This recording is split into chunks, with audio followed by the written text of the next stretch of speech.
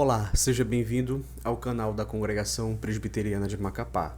Eu sou o pastor Michel e eu quero convidar você hoje para meditarmos no livro de Daniel, capítulo de número 1. Livro de Daniel, capítulo de número 1.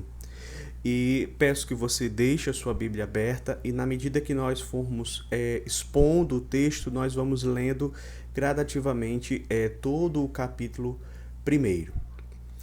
Queridos, hoje nós vamos retornar aos nossos cultos presenciais, depois de um período muito complicado que, se por um lado nunca tínhamos vivenciado, por outro nos fez lembrar que nós vivemos em um mundo doente por causa do pecado. O fato é, meus queridos, que após a queda do homem ali no jardim do Éden e com a entrada do pecado no mundo, as coisas elas não são como deveriam ser. O mundo ele não funciona do jeito que Deus o criou para que ele funcionasse. Deus não se deleita no pecado, Deus não se deleita na morte, Deus não se deleita que este mundo jaz no maligno, Deus não se deleita que os seus servos sejam perseguidos neste mundo por causa da sua fidelidade a Ele. Deus não se deleita em tragédias, em catástrofes, em pandemias. E desde quando fomos expulsos do paraíso, passamos a viver em um mundo dessa forma. E nós vivemos em um verdadeiro exílio marcado pela dor. Aqui, meus queridos, nesta vida nós enfrentamos tragédias, enfrentamos perdas, perseguições, investidas do mundo que nos tenta influenciar, nos amoldar. Nós também experimentamos aqui a afronta daqueles que não creem no Senhor. Por exemplo, nesse momento em que nós estamos vivendo agora, as pessoas que perguntam, olha, onde está o Deus de vocês? E a grande questão, meus queridos, é como nós podemos ser fiéis ao Senhor diante de tudo isso? Como nós podemos ser fiéis ao Senhor diante das tragédias, das perseguições, das pressões que este mundo impõe sobre nós? Como ser fiel, né, enquanto nós estivermos aqui, exilados neste mundo caído, aguardando o momento de retornarmos para a nossa pátria, a pátria celestial? E o texto que nós temos aqui diante de nós, ele certamente vai nos ajudar a responder essas perguntas. Antes, porém, meus irmãos, eu acho que é importante nós entendermos e recordarmos um pouco do contexto do livro de Daniel. Naquele período em que Daniel viveu, algumas coisas estavam acontecendo ao redor do mundo. Um rei muito poderoso estava se levantando com um poderio imenso. Era o rei da Babilônia, chamado Nabucodonosor. E a Babilônia, ela havia então destruído a maior potência, não é, daquela época, que era o Egito. E então, a partir disso, a Babilônia ela passou a dominar o mundo. Posteriormente, a Babilônia então vai até Jerusalém, o exército babilônio vai até Jerusalém, e aí por volta do ano 605 a.C., os babilônios eles levaram uma parte dos judeus da nobreza de Israel cativos para o exílio babilônico. Nessa primeira remessa foi Daniel e os seus amigos, que nós estaremos nesta oportunidade estudando a respeito deles.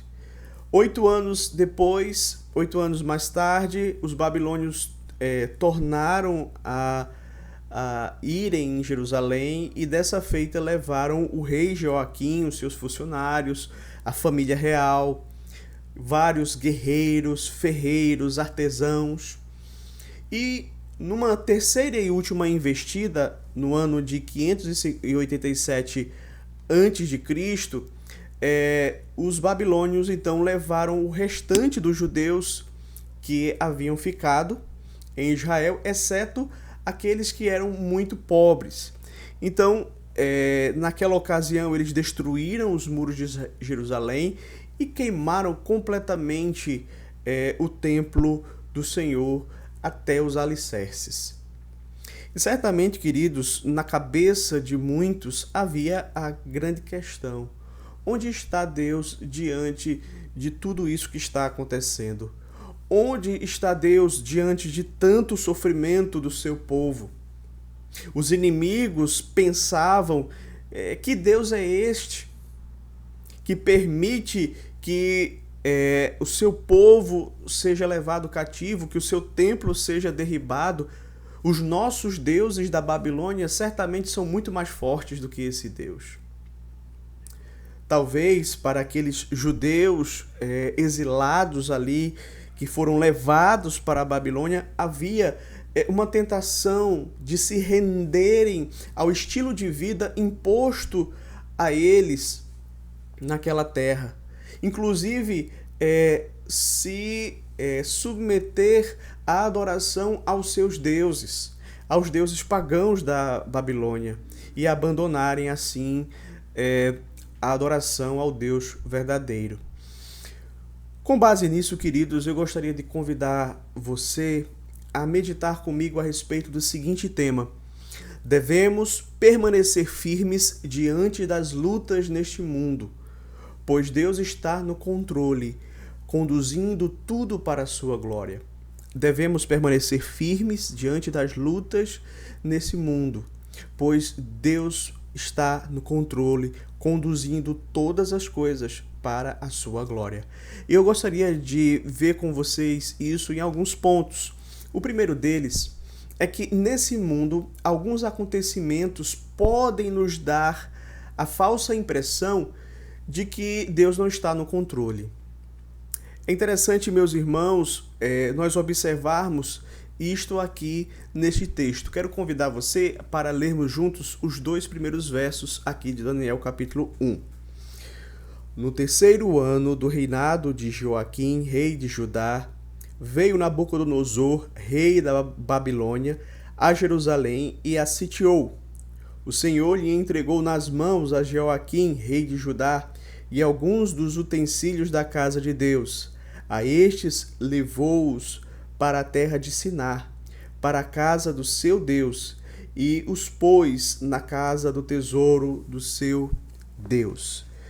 Queridos, esse texto, ele nos mostra de uma forma muito clara, ele narra o resultado do afastamento do povo de Israel da presença de Deus. O reino do norte aqui já havia sido destruído, já havia caído, restava ainda o reino do sul. E o reino do sul, que tinha como capital Jerusalém, se tornou idólatra, abandonou o Senhor, passou a cultuar falsos deuses. E então Deus mandou profetas para avisarem, para advertirem, para exortarem o povo, inclusive a respeito do cativeiro. Mas o que foi que o povo fez? O povo simplesmente não deu ouvidos aos profetas, perseguiram os profetas, mataram inclusive alguns deles. E finalmente o resultado de toda essa desobediência chegou. O relato nos diz que o rei da Babilônia, Nabucodonosor, veio contra Jerusalém e a sitiou, ou seja, ele a cercou. E posteriormente ele invadiu Jerusalém. E nós sabemos que ele destruiu os muros, os prédios, o templo. Ele levou os vasos da casa do Senhor para colocar no templo do seu Deus. Ele levou pessoas cativas, ele matou muitas outras pessoas E podemos dizer, queridos, que Jerusalém ficou completamente devastada. Mas o que é que está acontecendo aqui?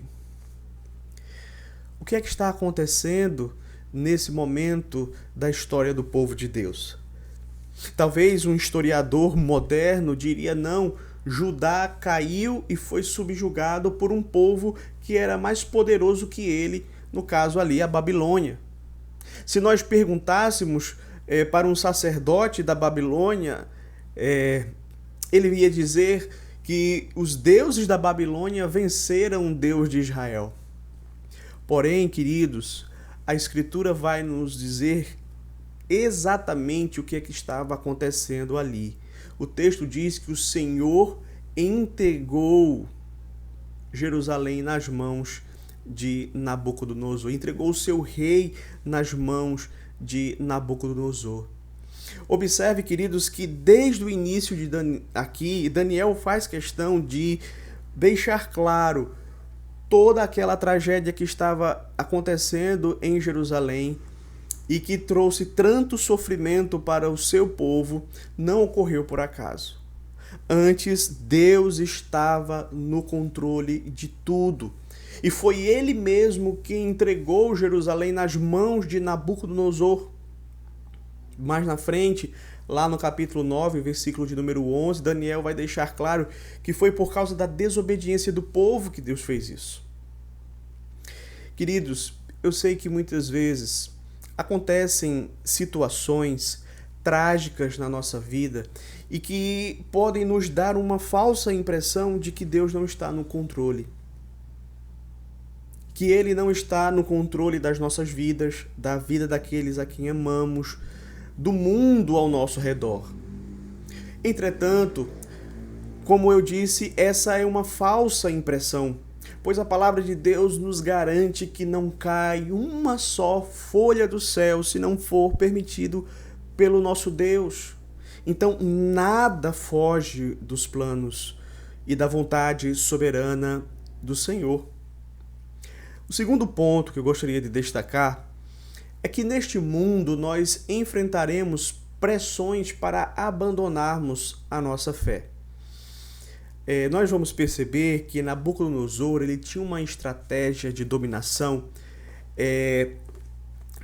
muito elaborada.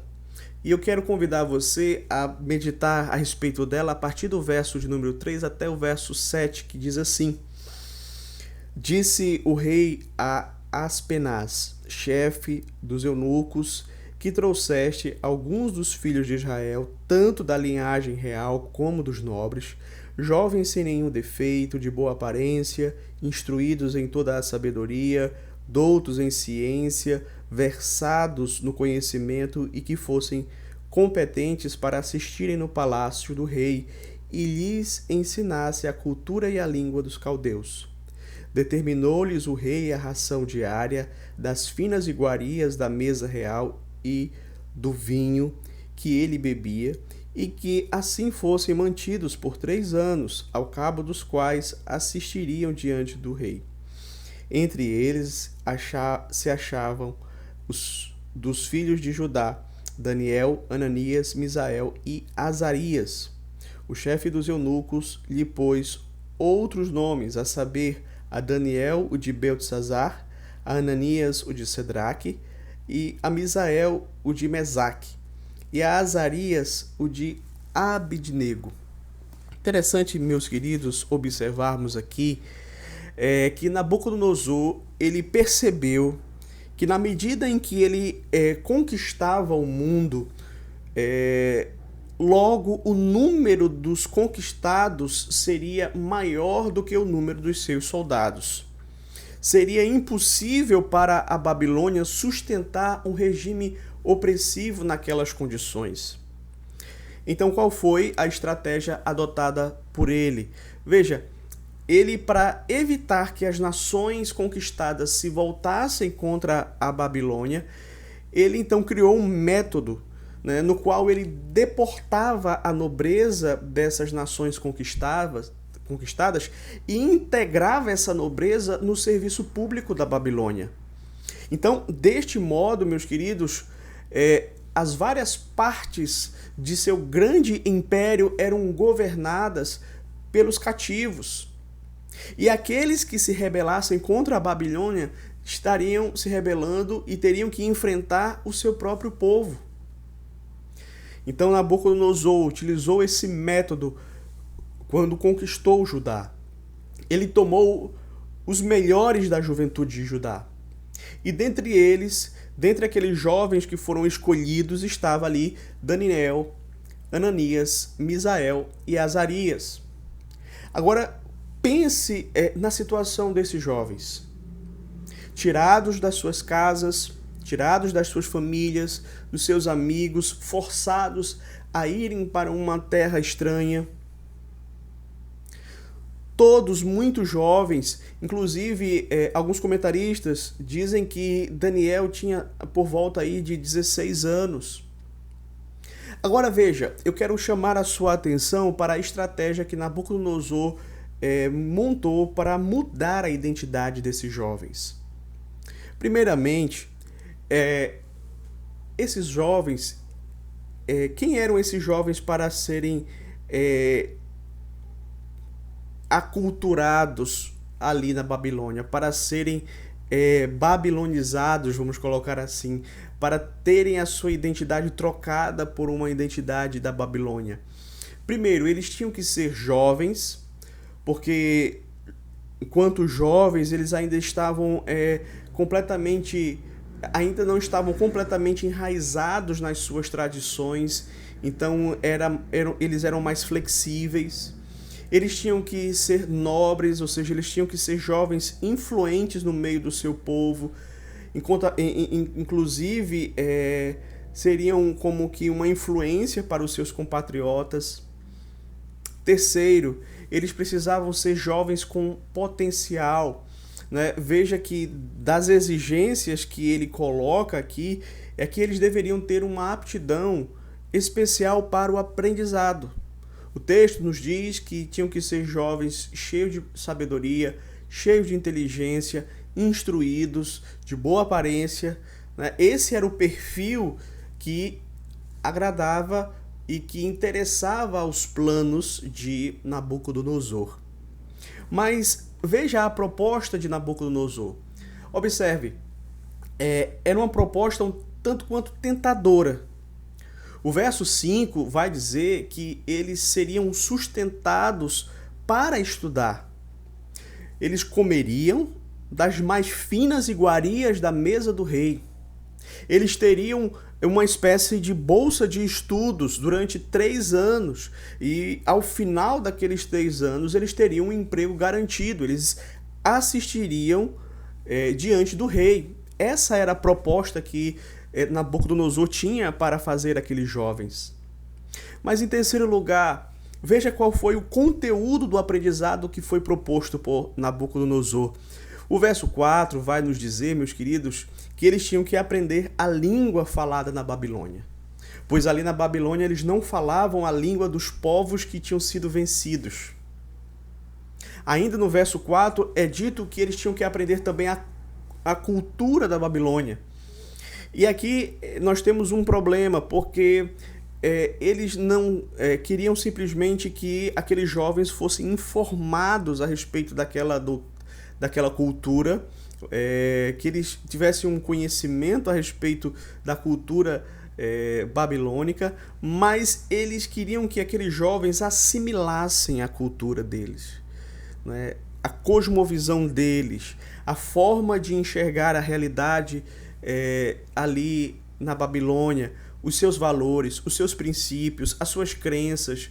Essa era a intenção que eles tinham.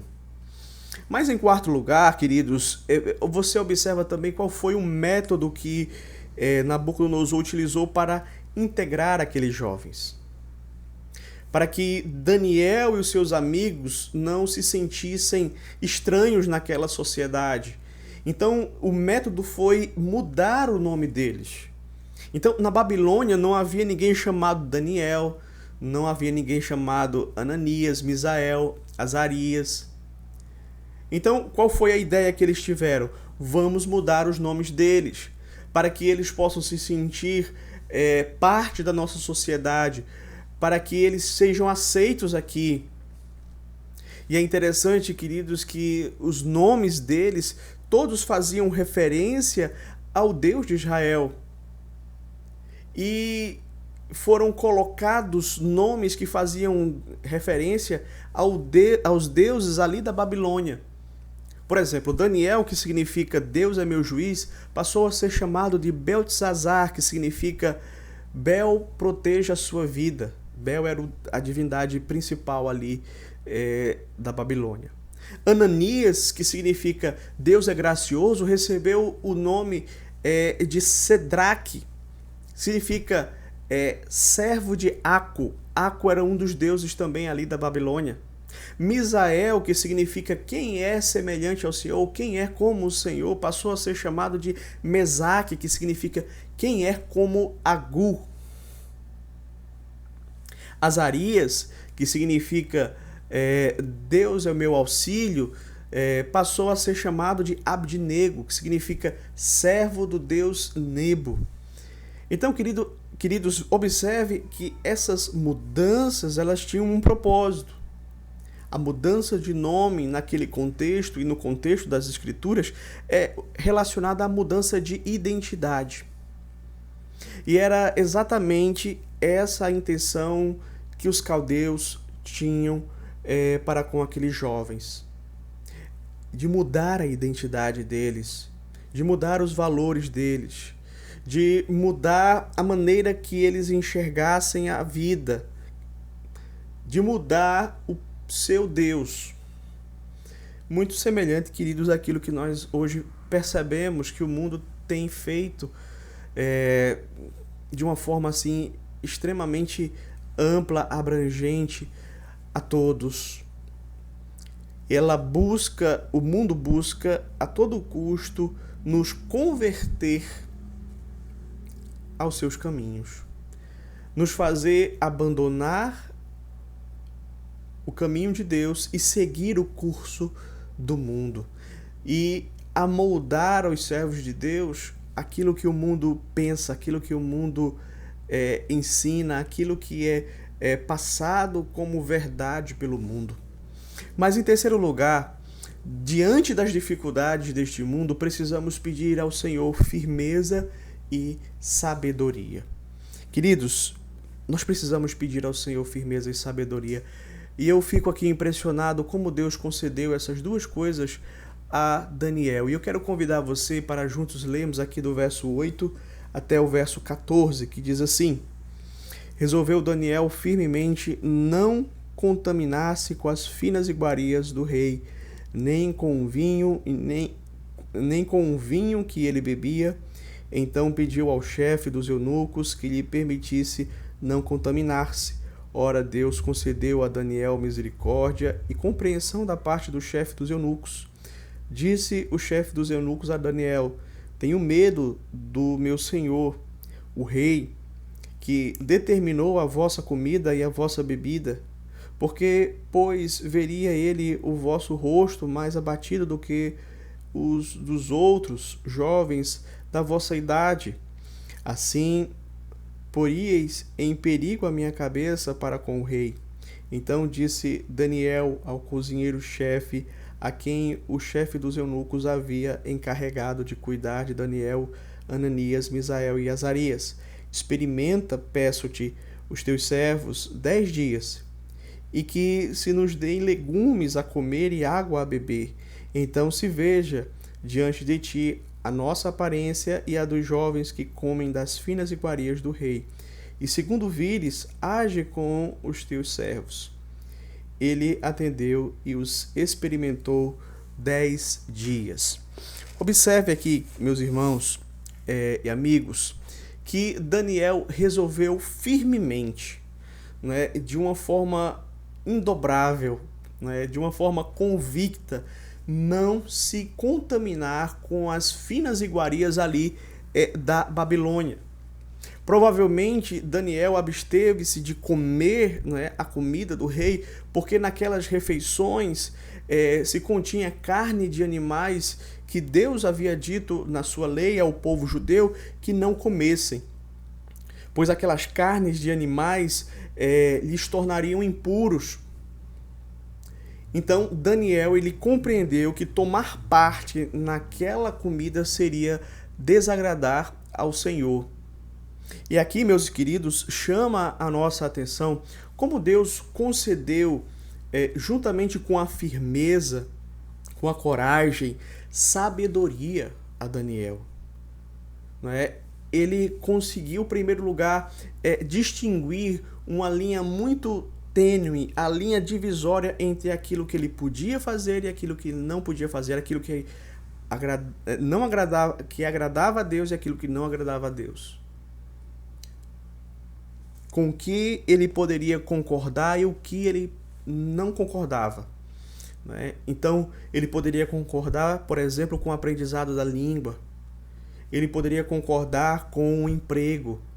Mas aí, mudar a mente dele, mudar as crenças dele, fazê-lo pecar contra Deus comendo aquela comida, isso não. Então, resolveu Daniel firmemente não se contaminar, né? E ele conseguiu então distinguir essa linha divisória. A sabedoria dada por Deus a Daniel pode ser vista também em outros momentos, por exemplo, na forma como ele toma a decisão na hora certa. Talvez se ele deixasse passar, se ele abrisse aquela porta, ele sofreria pelo pecado, um distanciamento, e aí aquilo seria uma porta de entrada para muitos outros pecados diante de Deus. Então, esse é um ponto muito interessante. Ele tomou a decisão na hora certa.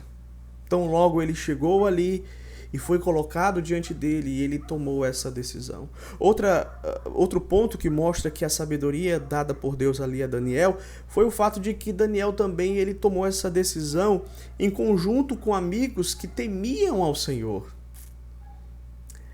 Então, nós vamos percebendo, na medida que nós vamos estudando o texto, analisando o texto, nós vamos percebendo que Deus concedeu àquele jovem muita sabedoria. Por exemplo, nós observamos também que a forma como ele se dirige, não é? A forma como ele fala com o chefe dos eunucos, a forma como ele fala com o chefe ali dos cozinheiros, é uma forma sábia, é uma proposta sábia que ele faz. Ele não é impulsivo, ele não impõe, ele solicita que o cozinheiro faça um teste antes, né? Antes de mudar a dieta deles definitivamente, que o cozinheiro então fizesse uma experiência, e o cozinheiro aceita fazer essa experiência por 10 dias.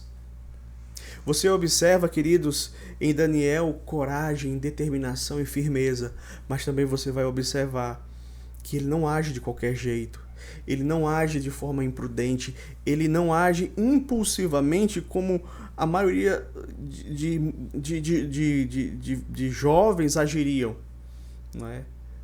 A maioria dos jovens na idade dele não agiria assim. Mas o Senhor concedeu ali a Daniel sabedoria, concedeu discernimento para que ele pudesse agir na hora certa, da maneira certa e com as pessoas certas. E isso, meus queridos, só Deus pode conceder ao homem. E nós devemos buscar isso de Deus, devemos buscar essa sabedoria, essa coragem, essa firmeza para vivermos aqui neste mundo, pois caso contrário nós seremos engolidos por ele. Nós seguiremos o curso dele, nós não teremos condições de influenciar, nós seremos influenciados. Mas em quarto lugar, eu quero destacar que mesmo diante das dificuldades deste mundo, Deus conduz todas as coisas para o nosso bem visando a sua glória. Meus queridos, fica muito claro na narrativa aqui que nós estamos tratando, o fato de que Deus está agindo em meio àquelas circunstâncias adversas, em meio àquelas dificuldades, aquelas tragédias. Veja, a boa mão do Senhor estava conduzindo Daniel, seus amigos. Você pode observar aqui no verso de número 9, quando é dito: ora, Deus concedeu a Daniel misericórdia e compreensão da parte do chefe dos eunucos. Ou seja, tudo indica, meus queridos, que mesmo temeroso, o chefe dos eunucos deu autorização a Daniel para falar com o cozinheiro-chefe. Então, Deus inclinou o coração do eunuco, do chefe dos eunucos. Deus inclinou também o coração do chefe dos cozinheiros para terem misericórdia e compaixão para com Daniel. Deus também inclinou o coração ali daquele cozinheiro-chefe, meus queridos, e veja qual foi o resultado. Verso 15 e 16. No fim dos 10 dias, a sua aparência era melhor. Estavam eles mais robustos do que todos os jovens que comiam das finas iguarias do rei. Com isto, o cozinheiro-chefe tirou deles as finas iguarias e o vinho que deviam beber e lhes dava legumes. Observe, meus queridos, o resultado, não é? A ação miraculosa de Deus aqui nesta situação. Né? Mesmo comendo legumes e água, eles estavam mais robustos do que aqueles jovens que comiam das finas iguarias da mesa do rei. E, queridos, isso é algo que nós entendemos como sendo uma ação extraordinária do Senhor, miraculosa do Senhor, dando àqueles jovens essa graça. Mas não para por aí. Se você observar ainda aqui no verso de número 17, Deus dotou aqueles jovens com vários dons extraordinários. Ora, a esses 4 jovens Deus deu o conhecimento e a inteligência em toda a cultura e sabedoria, mas a Daniel deu inteligência de todas as visões e sonhos. Observe, meu querido, minha querida, que o texto deixa claro que o Senhor capacitou aqueles jovens extraordinariamente. Isso aqui não é um processo natural, é extraordinário. Deus concedeu àqueles jovens um conhecimento, uma inteligência, uma sabedoria tal. E mais, a Daniel diz o texto que Deus concedeu a ele o dom de interpretar sonhos e visões. Veja, Deus desejava utilizar Daniel ali naquela corte como um instrumento do Senhor na história da salvação, para a sua glória. E mais, o texto ainda vai dizer, aqui no verso de número 18 em diante, que Deus fez com que eles se sobressaíssem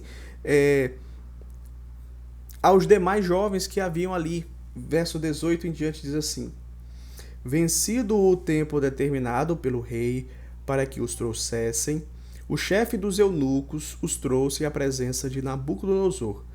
Então o rei falou com eles, e entre todos não foram achados outros como Daniel, Ananias, Misael e Azarias. Por isso passaram a assistir diante do rei. Em toda a matéria de sabedoria e de inteligência sobre que o rei lhes fez perguntas, os achou 10 vezes mais doutos do que todos os magos e encantadores que haviam em todo o seu reino. Daniel continuou até ao 1º ano do rei Ciro.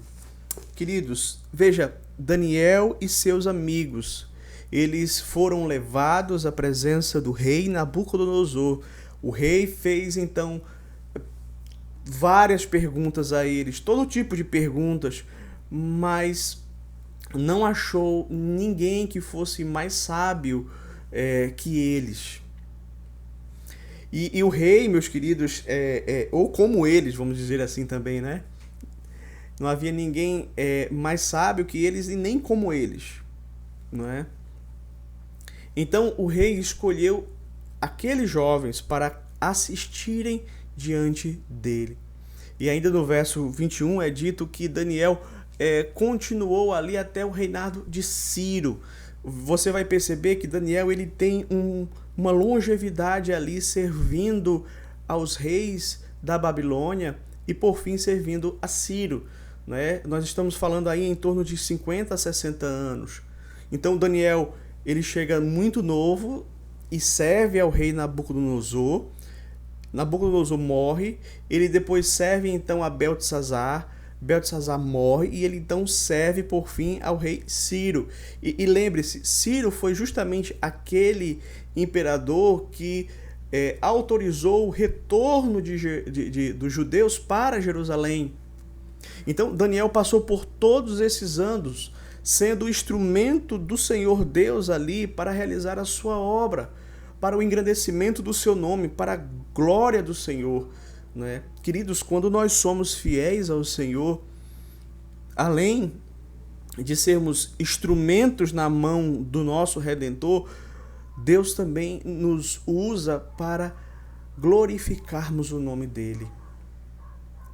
Isso é algo que nós precisamos guardar em nossos corações. Mesmo vivendo em um mundo como nós temos vivido, tão deturpado, que jaz no maligno, onde os valores estão distorcidos, mas na medida em que nós permanecemos fiéis ao Senhor, o Senhor vai nos abençoar e nos usar como instrumentos para a sua glória. Mas eu gostaria então de concluir trazendo algumas aplicações desse texto para as nossas vidas. O que é que esse texto ele pode nos ensinar? Então, em primeiro lugar, creiamos, meus queridos, que mesmo quando somos devastados por acontecimentos dolorosos e inexplicáveis, Deus permanece no controle. Mesmo quando nós somos afligidos, devastados por situações dolorosas, inexplicáveis, mesmo assim podemos confiar que Deus está ali no controle de todas as coisas. Então essa era a perspectiva de Daniel. Por isso que ele faz aqui questão de deixar claro, meus queridos, desde o início da sua narrativa, que aquele acontecimento tão triste, tão doloroso, que nunca tinha ocorrido, antes na história de Israel, o exílio babilônico, foi vontade de Deus para o seu povo. Entretanto, queridos, você também vai perceber na continuação do capítulo 1, Daniel também deixando claro que Deus é quem estava guiando o seu povo em meio a toda aquela tragédia. Então, diante disto, nós temos enfrentado nos últimos tempos momentos muito difíceis com esta pandemia.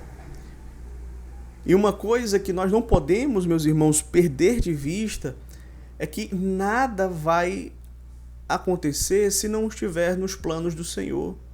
O Senhor, ele não nos desamparou neste momento difícil. Pelo contrário, ele continua no controle, ele continua guiando o seu povo. E sem dúvidas, essa é uma das tarefas mais difíceis para nós que servimos a Deus. Crer no meio do sofrimento que nos aflige. Que mesmo não entendendo por que Deus permitiu tudo aquilo, ainda assim confiarmos que tudo coopera para o nosso bem. Que o Senhor não vai permitir que nenhum mal nos acometa se não for para transformar este mal em bem.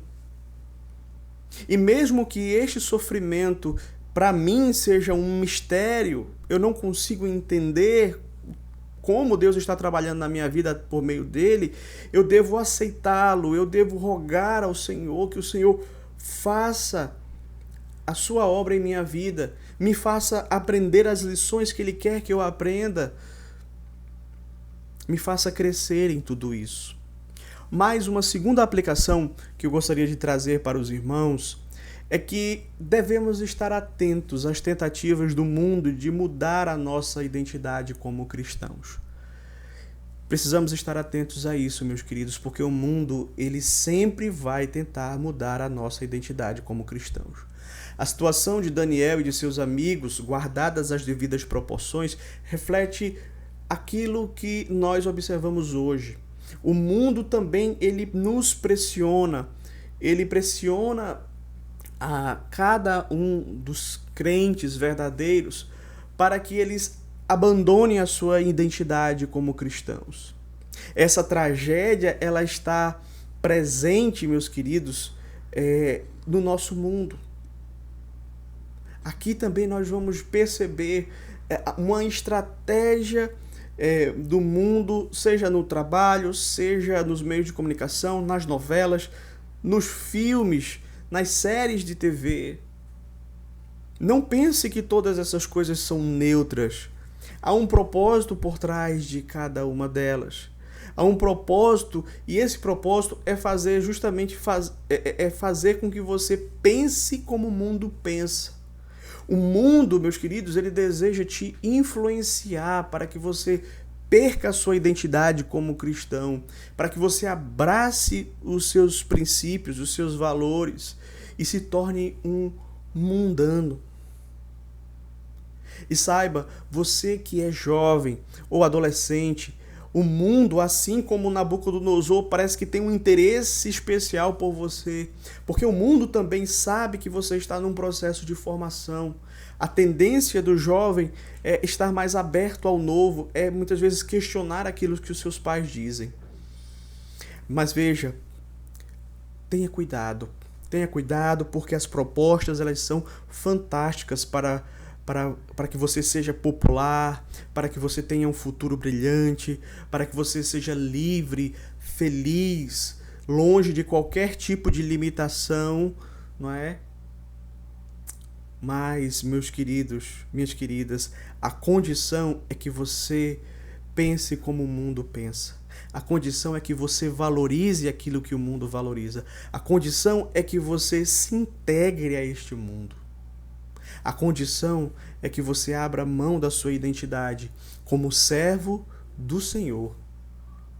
E veja que nessa situação, não é, que Daniel estava ali vivendo, era uma grande oportunidade para ele. 3 anos ali de estudos, emprego garantido, no primeiro escalão do governo mais poderoso do mundo. Mas Daniel sabia que não adiantava nada ele alcançar grandes patamares negociando a sua fé, não é? De que adianta você se tornar uma pessoa popular se para isso você vai ter que abafar a voz da sua consciência? De que adianta você ser amigo do mundo e ser inimigo de Deus? Ou como o Senhor Jesus bem colocou, de que adianta o homem ganhar o mundo inteiro e perder a sua alma? Lá em Marcos capítulo 8, versículo de número 36.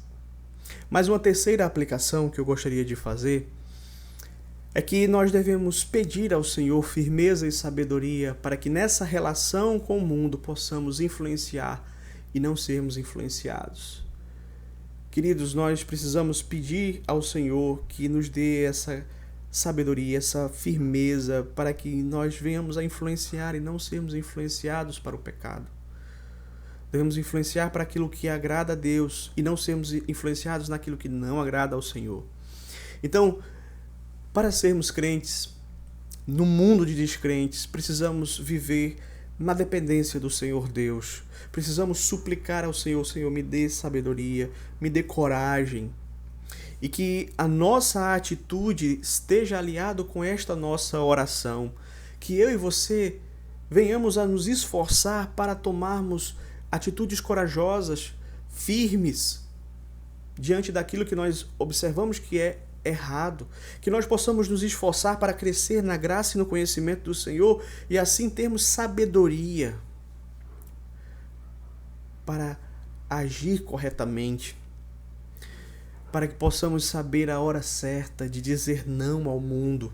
Como Daniel, que chega ali na corte de Nabucodonosor e percebeu logo de início, não é, que estaria desagradando ao Senhor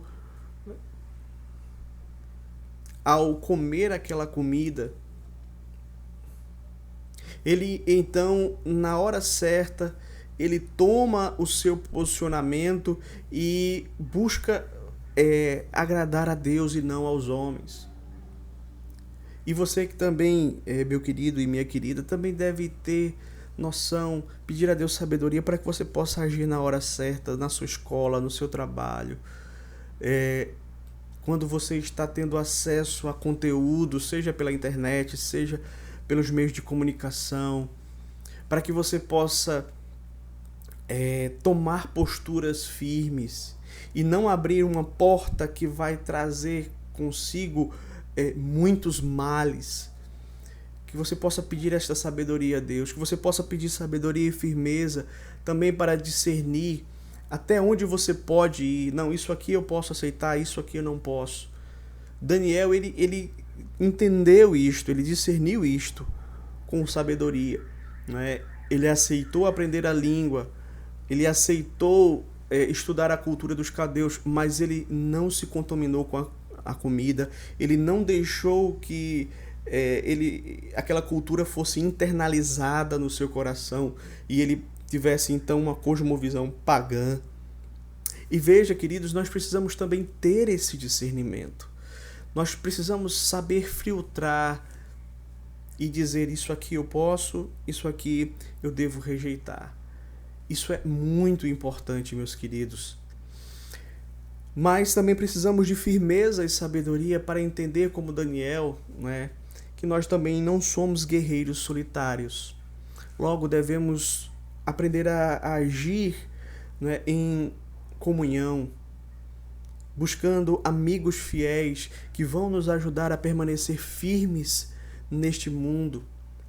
Veja, o cristão verdadeiro, meus queridos, ou os cristãos verdadeiros, eles são uma minoria. A maioria é descrente, a maioria não teme a Deus e vive em rebeldia contra Deus, não é?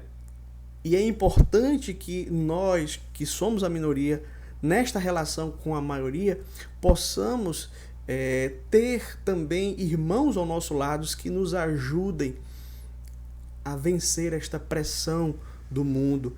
Termos irmãos para nos ajudar a permanecer fiéis a Deus no meio de um mundo corrompido como este que nós estamos inseridos. Mas, em quarto e último lugar, nunca devemos esquecer que estamos exilados neste mundo, mas que um dia retornaremos para a nossa pátria celestial. Como eu disse desde o início, queridos, ali no Éden, nós fomos, após a queda, exilados, nós fomos colocados para fora.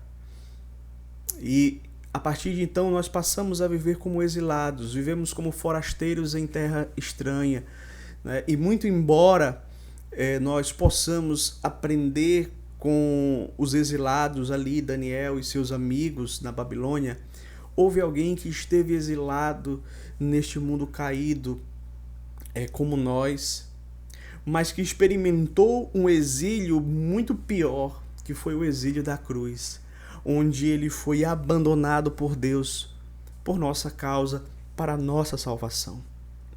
Ele sim é o nosso maior exemplo, o nosso modelo de conduta. Ele é aquele que nos dá esperança, meus queridos, de que nós vamos retornar à nossa pátria, a pátria celestial, pois no final, este mundo que nós vivemos hoje, este mundo doente pelo pecado, ele vai passar. E naquele grande dia em que nós estivermos naquele lindo país onde Deus fará novas todas as coisas, não haverá mais morte, nem luto, nem dor. O próprio Deus vai enxugar as lágrimas dos olhos daqueles que voltaram do exílio, mas que agora chegaram à sua verdadeira pátria, a pátria celestial. Que Deus nos abençoe e que Ele possa aplicar esta palavra ao seu coração, à sua vida.